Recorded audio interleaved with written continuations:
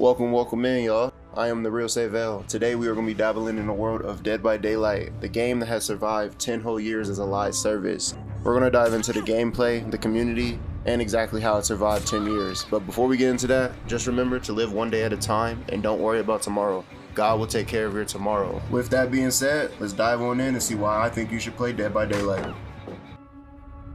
Alright, let's start with the gameplay.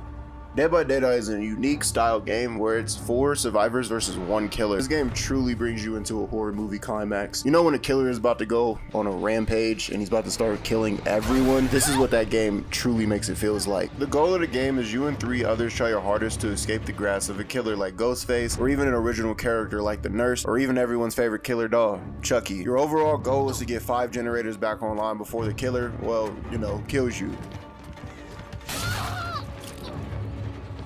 Or gives you to the entity, but we'll talk about the entity later on in the video because that's about lore. There's a lot of lore within this game. Alright, let's talk about perks.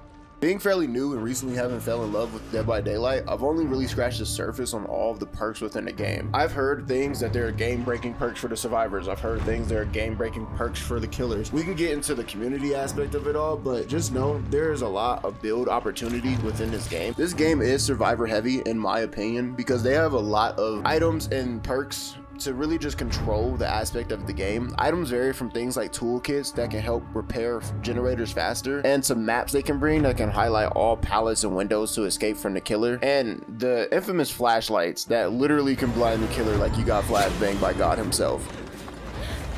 Survivors has a lot at their disposal to really hinder the killer from basically doing anything of value if you're not familiar with the game. To counteract the survivors' tools, each killer comes equipped with unworldly powers. For instance, the nurse, people say she's the strongest character in the game, but she can blink around the map like Nightcrawler, but instead of saving you, she's gonna, well, see for yourself.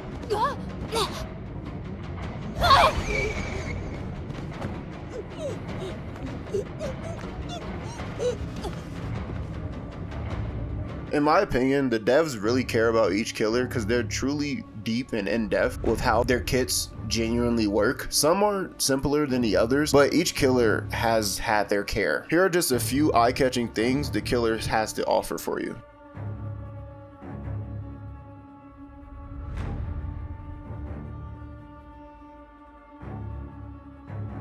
Alright, now that that's out the way, let's talk about the game timer itself. Shout out to Shiny Catmay, hopefully I'm saying that right, for his video, No One Understands DBD. The game is set on a 470 second timer, 5 gens that takes 90 seconds each to complete, and 1 exit gate that takes 20 seconds to open. This is vital information to know as a new player to understand the game itself. Keeping the killer distracted by looping and wasting the killer's time puts you at the advantage of being a survivor. As the killer, you need to stop their time progression by any means necessary. And I repeat, any means necessary. Keep that in mind. This is a PvP game. Everyone is trying to win, whether you think it's toxic or not.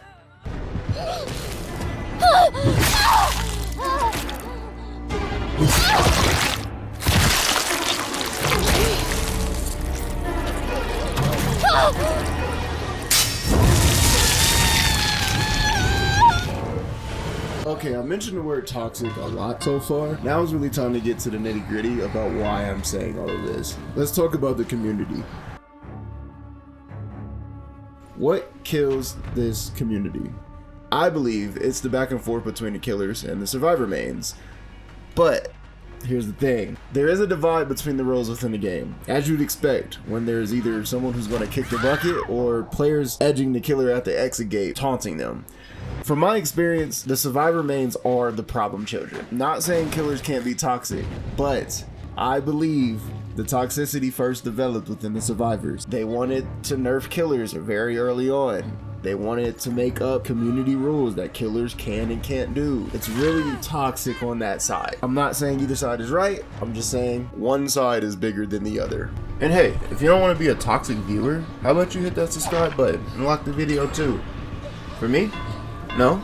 Not yet? Alright, bet. Alright, now that we talked about the toxic survivor, let's talk about the toxic killer. There are multiple ways that a toxic killer can generally ruin your time on the game. I've been in games where a killer has knocked me down and refused to hook me. The whole game, designed a killer to hook you. So when he knocks everyone down and they're all in the dying state and he decides to just leave you there and bleed out, it can be time wasting. The game's over, why not just kill us all? He just decides like, hey, you guys are gonna sit there, or abandon the game itself. Other things that killers can be toxic for, coming from the survivors, are using overpowered killers like the Youll. And I kinda agree. The Youll is OP. That's just what it is. Now that we talked all about what kills the community, let's talk about what helps it survive. From my experience, I've found loads of Dead by Daylight content creators with great personalities. Even with all the bad actors, there are some good ones within the community. I recommend these content creators that are in the space that I believe would help you. Shiny Catmay, Ghost Arcade, Mist, and Cryto, just to name a few.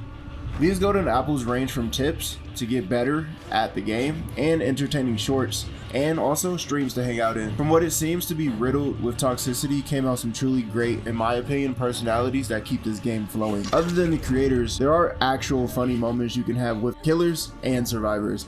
There are times when killers would help survivors. If the killer knows he's outmatched, some killers might just let you leave. It's quite interesting to see a killer not killing. There's also things called a slug race between down survivors, where the killer lets them race to the exit, but does unforeseen things to the one who's last. There's a ton of funny interactions to be had within the game with the right people. It's not all toxic out here, guys. With that being said, the community can be hit and miss. Some things are bad, some things are really good, but at the end of the day, I feel like all games have that aspect to it. You just have to find your people and find what type of person you're going to be.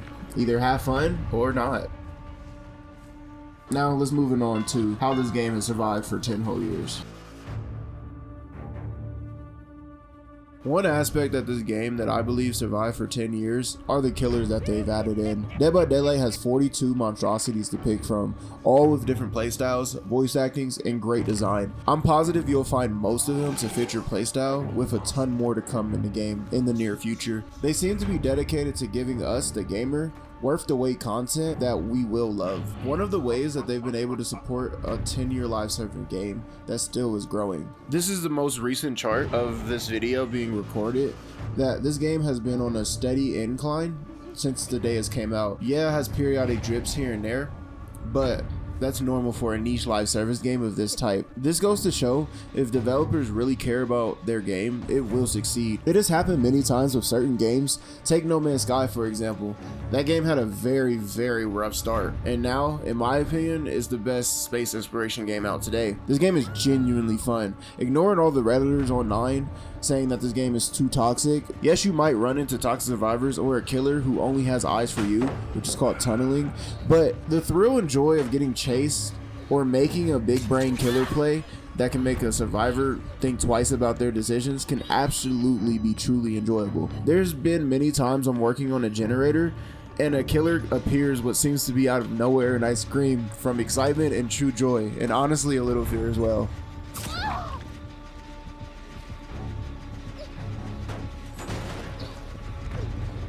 There's so much to see in this game, from the blood web filled with upgrades and perks, and also a full story and lore. Why was he experimenting on them?